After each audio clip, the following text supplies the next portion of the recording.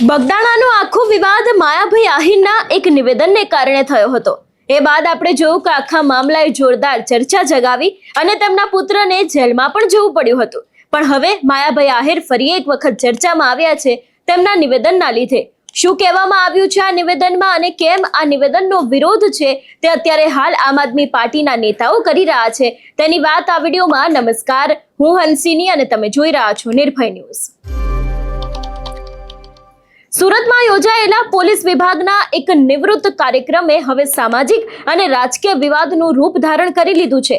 હાલમાં જ પીઆઈ તરીકે બઢતી મેળવીને સેવા નિવૃત્ત થનાર અધિકારી જયરાજસિંહ ગઢવીના વિદાય સમારંભ નિમિત્તે એક ભવ્ય લોક ડાયરાનું આયોજન કરવામાં આવ્યું હતું। આ કાર્યક્રમમાં સુરત પોલીસ પરિવારના સભ્યો મોટી સંખ્યામાં ઉપસ્થિત રહ્યા હતા અને મંચ ઉપર લોક સાહિત્યકાર માયાભાઈ આહિર, કીર્તિદાન ગઢવી અને બીજા ઘણા બધા એવા કલાકારો છે લોકો પણ હાજર રહ્યા હતા। જો કે આ ડાયરા દરમિયાન માયાભાઈ આહિર દ્વારા સામાન્ય નાગરિકો અને ટેક્સ પેયરને લઈને એક ટિપ્પણી કરવામાં આવી હતી ને ટિપ્પણી બાદથી હોબાળો થયો હતો। આ નિવેદનની સામે આમ આદમી પાર્ટીના પૂર્વ કોર્પોરેટર મહેશભાઈ છે એ પણ અત્યારે હાલ ઉગ્ર વિરોધ કરી રહ્યા છે અને ડાયરા દરમિયાન માયાભાઈ આહિર દ્વારા જે આખી આ વાત કરવામાં આવી હતી અને જે પોલીસ વિડીયો ઉતારતા સામાન્ય યુવાનો પર કટાક્ષ કરીને મંચ ઉપરથી જે વાત કહી હતી એને જ લઈને અત્યારે હાલ જોરદાર વિવાદ જામ્યો છે। જો કે આ વિષયને લઈને આમ આદમી પાર્ટીના નેતાઓ છે એમના દ્વારા સીધા જ સવાલ માયાભાઈ આહિરને પૂછવામાં પણ આવ્યા છે। સૌથી પહેલા તો માયાભાઈ આહિરે જે આખું આ નિવેદન આપ્યું હતું એ નિવેદન ઉપર નજર કરીએ અને એ બાદ આમ આદમી પાર્ટીના નેતાએ શું કહ્યું તે સાંભળીએ। લોકોને એવા અનુભવ છે, પોલીસને પૂછ્યો અને એમાં હવે તો વાત જ કરવાની નથી, જ્યાં હોય ત્યાં વીડિયા ઉતરે છે, તમે અમારો પગાર ખાવ છો, જાણે એના બાપુજીનો ટેક્સ ભરતા હોય બધું। હકીકત છે, આજે એના દેવા જાય છે ને તમે અમારા ટેક્સ ઉપર પગાર લ્યો છો, એ રેશનિંગના ઘઉં ખાતા હોય બધા આપણે,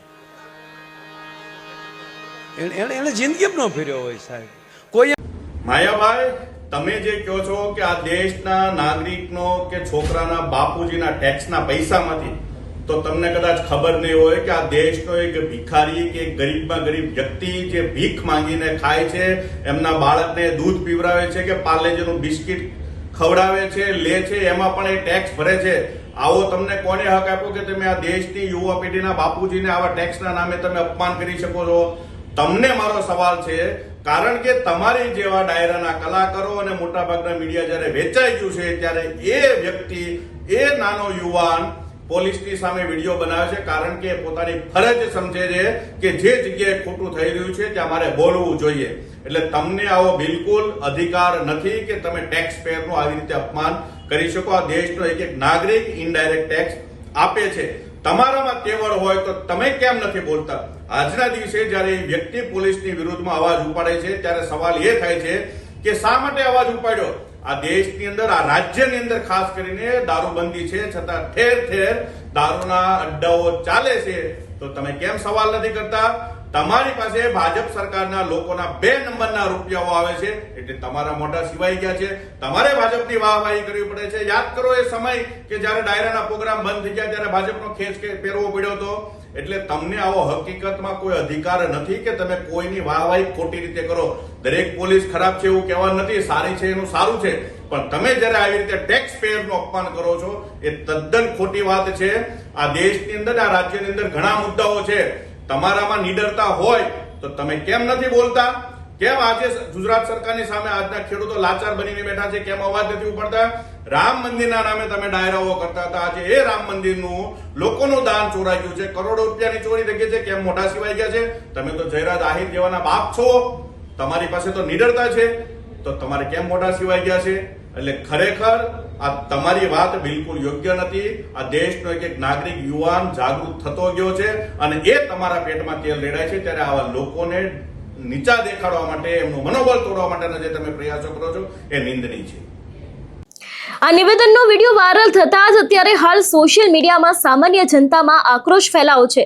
આમ આદમી પાર્ટીના પૂર્વ કોર્પોરેટર છે, એમના દ્વારા પણ જણાવવામાં આવ્યું છે કે માયાભાઈ, તમે જે કહો છો કે આ દેશના નાગરિકો કે છોકરાઓ બાપુજીના ટેક્સમાંથી પૈસા ભરે છે, તો તમને કદાચ ખબર નહીં હોય કે આ દેશનો એક ભિખારી છે, એક ગરીબ વ્યક્તિ છે કે જે ભીખ માંગીને ખાય છે, એમાંય બાળકને દૂધ પીવડાવે છે અને બિસ્કિટ ખવડાવે છે. એટલે ખાસ કરીને અત્યારે હાલ ક્યાંક સીધા જ સવાલો છે એ અત્યારે હાલ માયાભાઈ આહિર ઉપર ઊભા કરવામાં આવ્યા છે અને એવું પણ કહેવામાં આવ્યું છે કે તમને કોણે હક આપ્યો આ દેશની યુવા પેઢીના બાપુજીને આવા ટેક્સના નામે તમે અપમાન કરી શકો છો?